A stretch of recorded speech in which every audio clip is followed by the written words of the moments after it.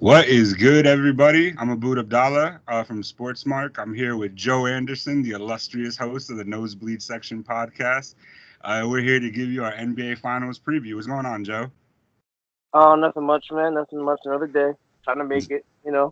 It's another day, man. Yeah, Joe's actually joining us today. He has a coaching gig he has to go do, so we're not going to try to hold him too long. We're trying to get out of here. But yeah, man, obviously the topic of discussion, NBA Finals, the teams are set, Joe. It's the Toronto Raptors versus the Golden State Warriors. What do you think of the playoffs so far, man?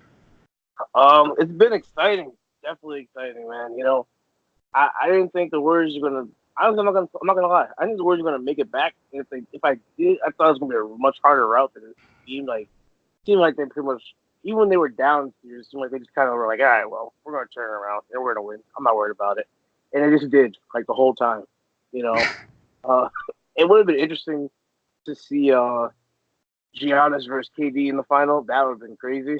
But Definitely. I think Kawhi, and I mean if KD even comes, it's the thing though. Giannis ain't there, and KD's injured, so I mean we're gonna see when KD comes back. But I'm definitely hyped for the finals. No, for sure, man. Absolutely.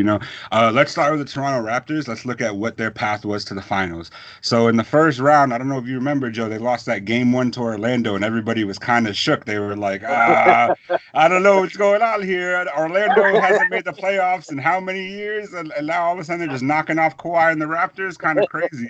But they did manage to come back. They beat them in five. So, they showed perseverance in that in that series. Definitely wasn't the opponent that they thought was going to give them trouble, but I think it gave them their first taste of playoffs.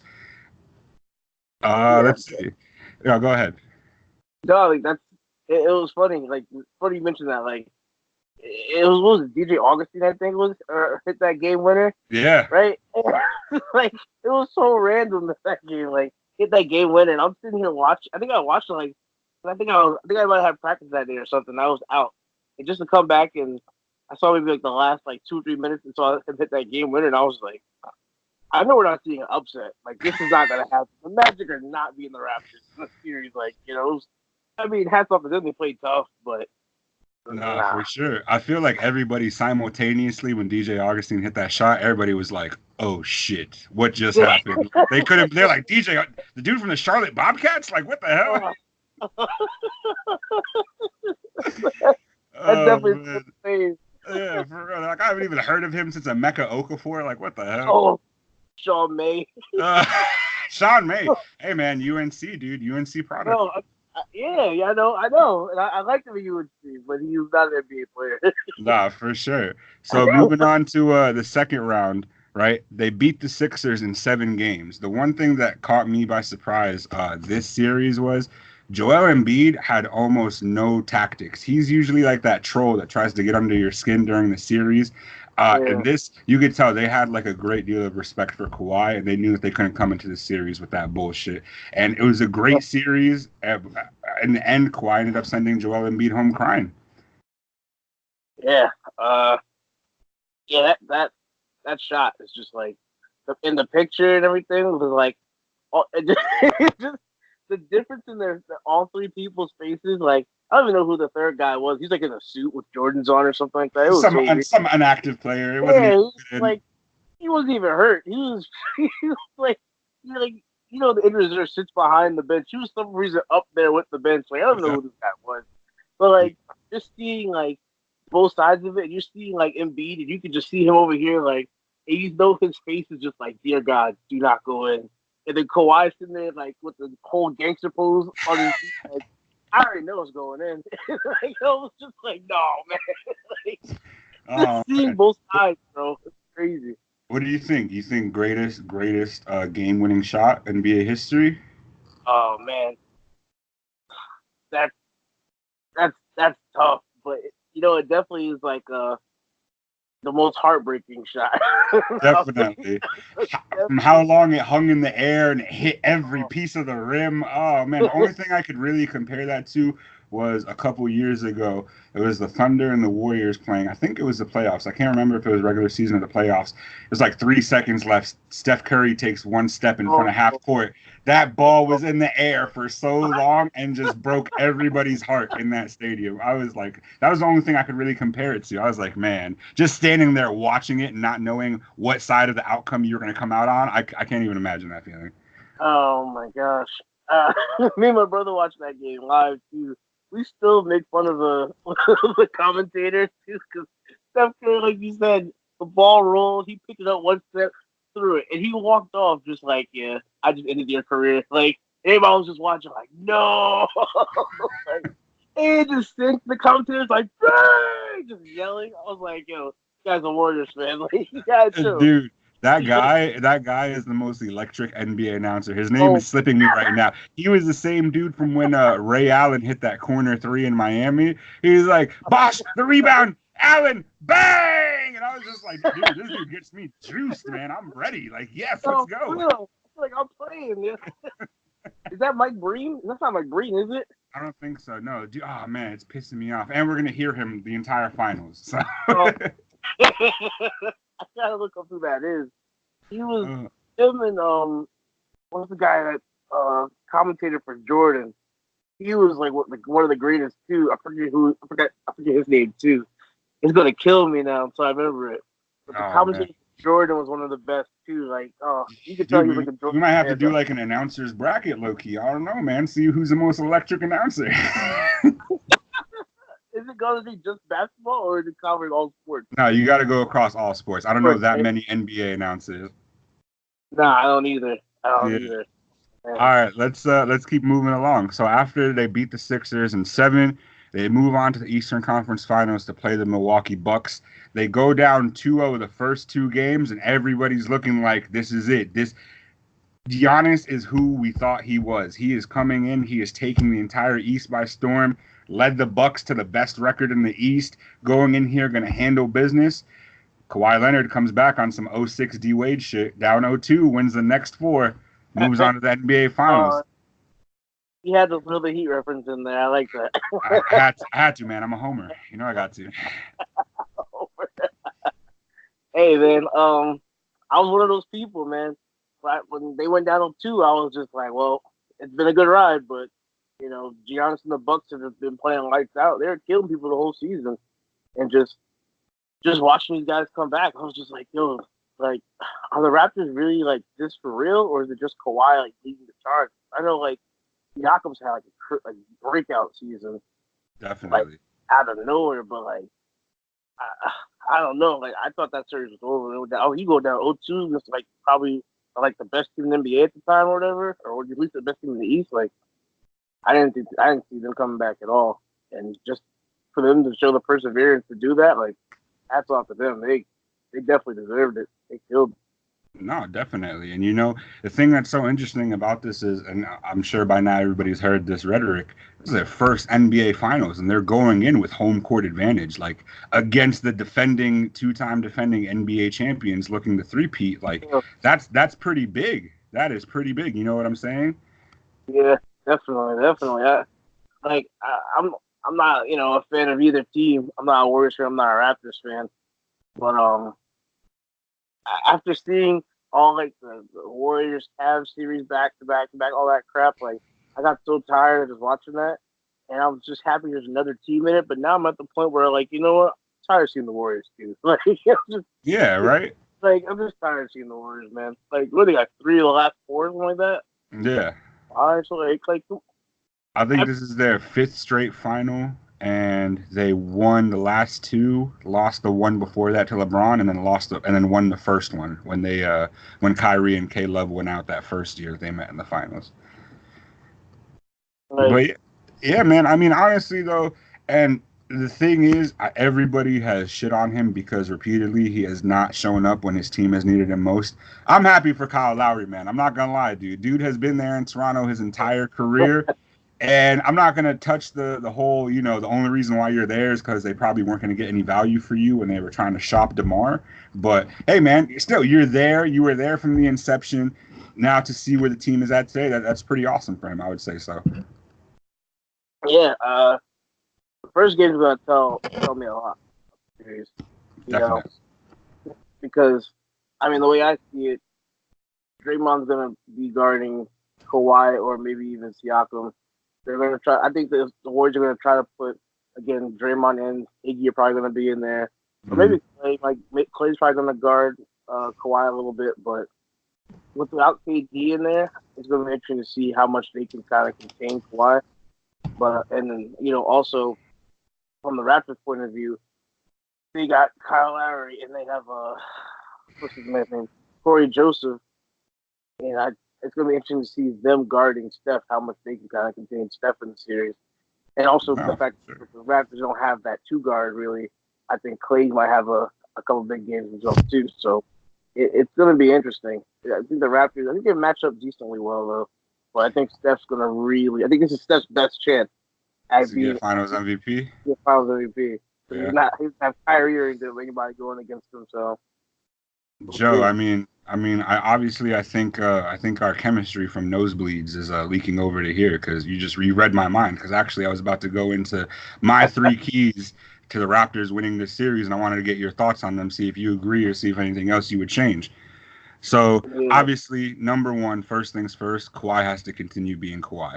The Raptors will only go as far as he carries them. He has been their shining star. He has literally put the team on his back, and because of it, they're about to play Game One of the NBA Finals. Yep. agreed. Okay, good. So we're on the same page to start. Number two, their flexibility on defense. I think that's what's going to come into play.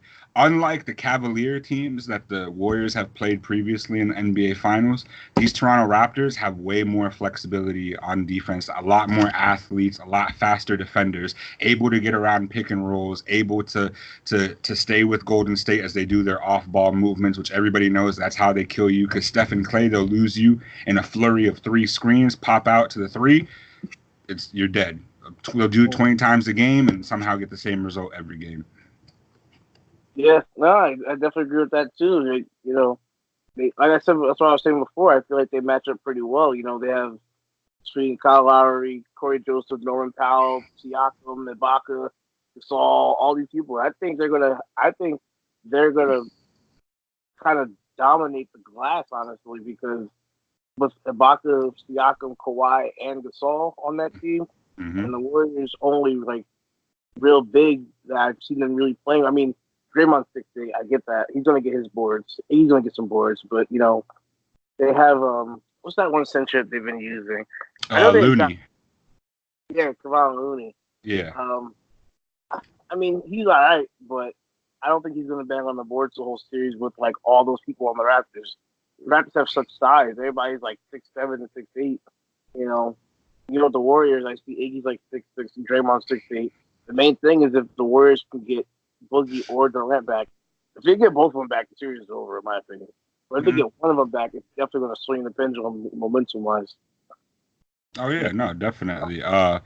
And like you said, Toronto took a risk because before this year, a big trade went down. They traded DeMar DeRozan to San Antonio. He was Toronto's child from the draft. He lifted them to new heights. He was quickly becoming, I would honestly say in his time there, he was becoming the equivalent to what like a Vince Carter was during his time in the Toronto Raptors. He meant so much to the organization and just couldn't really get them over the hump. Of course, he was playing in an Eastern Conference that was dominated by LeBron James, but to see where he ended up in San Antonio and now to see the Toronto Raptors, these are the things that I think of. I'm just kind of thinking of it to myself, and I'm like, damn, that's kind of crazy. The year you leave, they get to their first NBA Finals. Like, you have to be feeling some kind of way about that. It's definitely true though. I mean, like, again, the question just it remains like if Demar stayed there in the East and LeBron went to the West, like where are the Raptors? Are they in the finals right now? Or I mean, I don't think so, but I think that they I think definitely the have a Bucks better chance than they've ever had.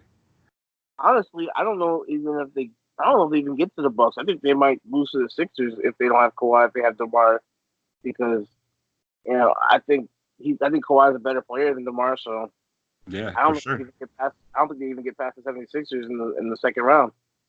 For But sure. All right, last thing on Toronto. I just want to get your opinion on this. Where does with everything? that's gone on up until this point, where does Kawhi Leonard rank in the NBA as far as talent goes? Uh, you mean as far as like a top 10 player, top Mm-hmm. 5 player, like? Mm-hmm. Good question. Um, I'd give him. I'd say as far as this season alone, I'd definitely put him top 5. This For season sure, alone, right? yeah, top 5. I put him. Based off this season and what he's done and how he's put that team on his back. Yeah, he's top 5 for me, at least for this year. Oh, no, absolutely. I think that there was a point after that 2014 NBA Finals where he won Finals MVP, and he really did deserve it, but I think he was overshadowed by the talent that was around him. He was still playing with the Tony Parkers, the Tim Duncans, the Manu Ginobilis. So, he won Finals MVP, but you were on a great team. So, but now Oh, that you're in a position where realistically the only person you have to rely on is Kyle Lowry because, Marc Gasol is aging, and you basically have either a young core or just a bunch of supporting guys, Danny Green, Fred Van Fleet, people like these who great contributors, but are really just kind of role players. And now we're really able to see what you can do when everything is entirely on you. I agree with you. I definitely think top 5 in the NBA for sure. But the Raptors definitely have their work cut out for them, man. So they're going to be facing the Golden State Warriors. Let's look at their road to the NBA Finals. They beat the Clippers in 6. I remember that was a bit of a chippy series between Pat Beverly, KD. It seems like forever ago. It literally seems like an entire season well, ago now, it really does seem like a regular season game. Man. literally. But yeah, so they got through the Clippers in 6. What did you think about that series? Um, I didn't expect them to really struggle. Though I feel like they kind of struggled, but I feel like I won't say it was so much struggled as far as more as like they just kind of took their foot off the gas, and they were just kind of like, it's the Clippers, whatever. And the Clippers came out and showed them like they were ready to play. The Warriors were just like, all right, cool, you guys actually want to play. And personally, like I hate that Bev. I think he's an annoying piece of shit. But like, I'm gonna be honest with you, like I hate that dude. Like I understand you want to be that dog and you want to be the defender and do all this stuff, whatever, blah blah, and you want to try to be the hype for your team and lock down whatever. And then everybody on the Warriors was the way they were playing. It's kind of like everybody's just like, yo, cat, chill. Like you don't want us to you really turn up. Like just understand that our team is better than yours. Like and he just kept going, and then he got 50 dropped on his head. Like you're 6'2", whatever, trying to guard a 6'11" player. Like, and you just saw like when that game ended, you saw how demoralized. Like he took Pat Bev's soul that game. Like it was done. He does not have a soul. He's a soulless corpse walking around the streets right now. He's still on his couch. He's just a warm body at this point. Like Oh God. his soul is locked up in the Warriors organization, and some locked the key. So it's over. Like he has to go ask for Durant for it back at this point. Like it's real. Like he destroyed this dude. After every play, you just saw Durant just nailing threes, dunking, and everything. After every play, you saw Pat Bev just drop his head. Like, what did I get this into? Like, I apologize. Like, the one thing that I've realized is that KD is going to do what KD is going to do, regardless. It doesn't matter. My personal yeah, preference is I would like KD to do what he's doing without talking to me and without smiling at me every time he sees that he scores. And that's kind of KD is one of those players, man. Like, don't talk shit to him because he's going to do what he's going to do. And, like, it's going to be really embarrassing when he does it to you 30 times in a row and he's looking at you and he's smiling and he's clapping in your face. And it's like, yeah, now you really are like you might get a double technical now and take this dude out the game now. Like you know what I'm saying? Like so that's why the whole series, ever since Pat Beverly was on Houston, his intense defense at times gets players hurt, and it's like now you built this reputation, so now they're gonna want to bust your ass every possession if they see that you're guarding them. And like you said, KD's 6'10", 6'11", you're like 6'2", 6'3". Why are you trying to D him up in the post? Like what are we doing? But I'll tell you what though, two players that really, I mean, Lou Will always impresses me. You know what I'm saying? Like for him to be that size, just be putting up numbers he puts on anybody he wants at any time is ridiculous. the thing is, the fact that he settles for being a sixth man when he really could be a starting two on any team in the league. It's like it blows my mind, honestly. But and then another player, and he even got props from Draymond Green after the series, Montrezl Harrell. Played a big series that game, really established himself as a low post presence. Even Draymond left a post game interview and he's like, I had to go tell him, like, bro, like you really stepped your game up this year. Like, keep going, keep doing whatever you're doing. But in the end, Warriors got the best of them in 6 games. You know what I'm saying? Oh yeah. So the next series is obviously they played the Rockets. They beat them in 6 games. What did you think about that series? Um, it, I'm not gonna lie. I had my money on the Rockets. I'm not gonna lie. I had them taking that series. I didn't think the Warriors were gonna be able to because they were just beating the Warriors the whole regular season. But I mean, it's playoff hard and playoff fall kind of reared their heads again. I don't really know. Like, I was surprised. Especially in 6 games. I thought at least it'd be 7, but yeah, I guess it just shows the Warriors are just a better team regardless. Honestly, I think what happened is that all year James Harden had to put the team on his back in order to even get them as far as they got. By the time Chris Paul was healthy enough again and Clint Capella was healthy enough again, so you didn't have enough time playing with each other. Maybe you didn't build up that chemistry, and you really have to be spot on every game that you play the Warriors. You can't half-ass it or think that it's okay, we can drop these games because we'll get them back at home. It's like you don't always get those opportunities. I definitely had my money on Houston. I really wanted Houston to win. Unpopular opinion amongst whoever in SportsMark, I think James Harden should win MVP this year. I know he's not going to because they're just going to shove Giannis down our throat. Pause. But James put on a scoring display that we haven't seen since probably Kobe in the early 2000s. I don't know, man. It's like it's something that it's definitely a credit to his game. It's unfortunate to see how the series ended for them, though. I guess it was only scoring. I guess Yeah. I guess they want to see more. That's all I can really think about. I don't know. Like I don't know No, what his stats facts. are besides like I know what do you average like 36, 37 a game, something like Something that. something like that, and he was like top 10 in the league in assists. Yeah, I see. I guess they want to see more. Maybe, I don't know more production other than just scoring because everybody knows you can score. Everybody knows Mhm. you're the greatest scorer in the NBA right now, or like one of the greatest scorers in the NBA. But like I guess they want to see more. I guess more assists, more rebounding, more defense. All around stuff. And I I guess was just to be about to honest, say, don't let that boy learn how to play defense. This is gonna be a wrap. at this point, it's too far gone. Yeah, no, you're right.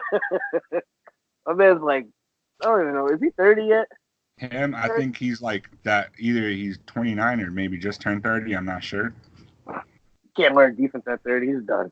Hey, can't teach the old dog new tricks. Can't do it. Can't do it. Okay, so correct me if I'm wrong. KD actually has been out. Yes, KD has been out since May 8th, right? He was injured in that Houston series. I believe they played a couple of the last games without him before moving on to Portland.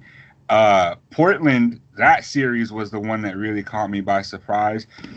Look, everybody calls Dame a crybaby because that whole All-Star snub where he wrote the letter and everything. That was kind of a bitch move. I'm not gonna lie to you, but at the end of the day, Dame could fucking ball. Like Dame could ball, CJ could ball. Like, The Blazers looked great this year. I really think that Jusuf Nurkic, him going down, really put them at a disadvantage because, like you said earlier, talking about the Warriors big men, they really don't have a center that can guard a 7-foot pure big man that has the inside game and the outside game. So I think that adds an element that the Warriors, without KD, definitely would have been at a disadvantage for. But yeah, what did you think about that series? um, I thought it was going to go longer than it did. I didn't think. What was it? 4 games they swept them, Yeah, right? Or yeah, what? Yeah, something. like, I thought it was going to at least go 6. I thought I had Warriors in 6 at that point. Mm. I was surprised. I mean, again, Lillard balled, um, McCollum balled. They had I forget one of their players' name, not the rookie, or he's a rookie this year. The big white kid, power forward. Name escapes me right now. He was a rookie this year. He was a rookie last year. But Oh, I know what you're talking about. He played in Denver before this. yeah. Uh, I would say Collins, I think his last name or something like that. No, But shoot, what's his name? Plumlee? Are you talking about Plumlee? no, that's somebody else, I believe. But I know they had Myers Leonard stepped up pretty well actually in this Oh series. yeah, Myers Leonard. That's the kid that I was thinking of. He was I don't know. He could shoot threes. All of a sudden, this kid's like Oh yeah, draining threes from outside. his shooting form is ugly as all hell, but it goes down. So why are you gonna fix it? You know, like Yeah, exactly. his shooting form is god awful. But hey, he goes in and he's athletic. He's like sneaky athletic, and he played foot. He played well, honestly. And they have Ennis. They got Ennis over there now. So I mean, I think if Ennis has more time and Ennis, can get, I think if he can get more chemistry with that team, I think come next year. I don't know. I think he's a free agent, I believe, this year. Isn't Cantor a free agent after this year? He might be an unrestricted free agent, I think. I feel like he is. But I mean, if they can get him back, Zach Collins. That's what I was thinking of. Zach Collins. Oh yeah. That's what I was talking about. But I think if they can, just get healthy, like you said, Nurkic being out really killed them. But if they can have him along with Zach Collins, Ennis Cantor, Myers Leonard, like they have a pretty solid core of bigs, and they're all pretty young. I mean, I think Cantor's not even 30 at all either. So Mm-hmm.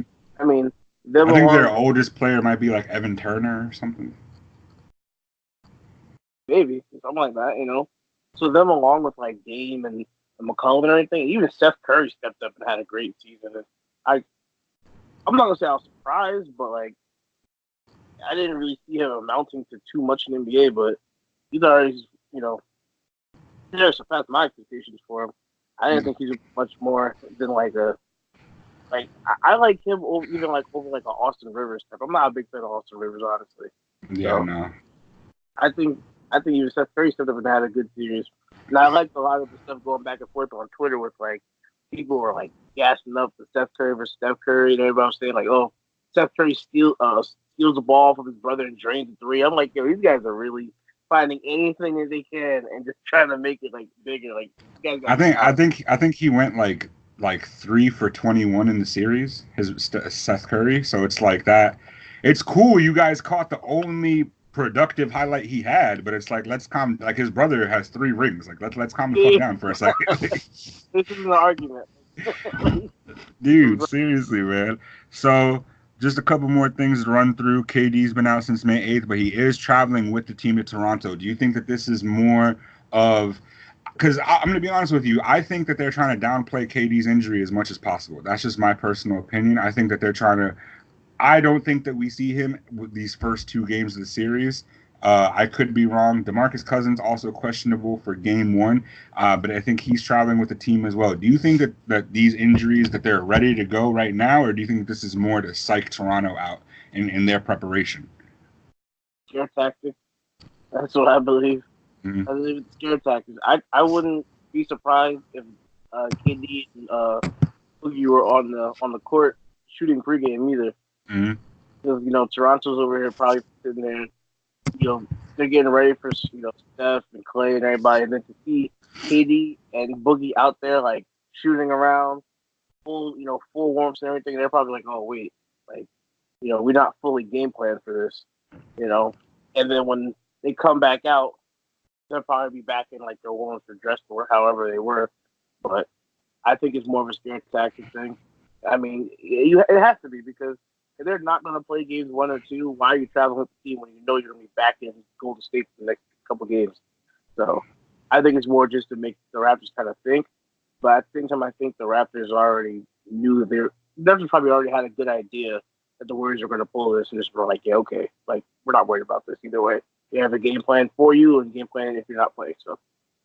No, for sure. And like we said at the beginning of the show, this is the first NBA Finals that the Warriors are going to in this stretch that they've been in where they don't have home court advantage. So again, just to play devil's advocate, maybe depending on how bad they lose game 1, if they completely get outplayed, if they look like there was no part of that game that they were ever even in it, maybe they force somebody to return early, whether it is a KD or a Boogie.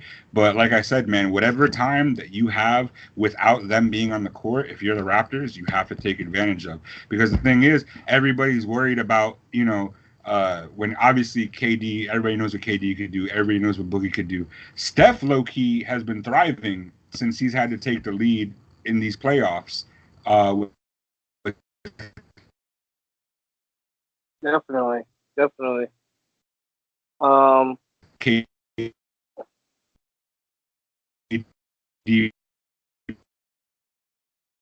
um, I'm not gonna lie. Having a little trouble hearing you. I think you broke up a little bit. But I know just going. I know just going now, off the point.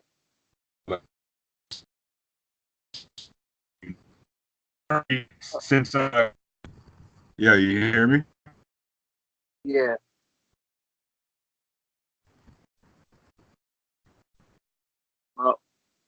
Well, we lost the boost. I lost the boost for a moment. You hear Oh, me now? yeah, I got you. All right, my bad. Technical difficulties, I guess. Oh, I don't know what happened either. Yeah, I'm saying with KD being out, since he's been out, Steph has been averaging 36 a game and 7 assists on 34% usage rating compared to his 27 and 5 during the season. It's almost like a 10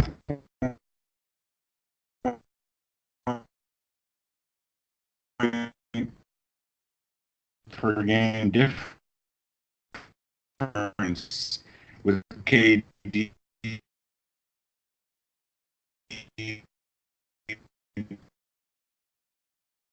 being on the court.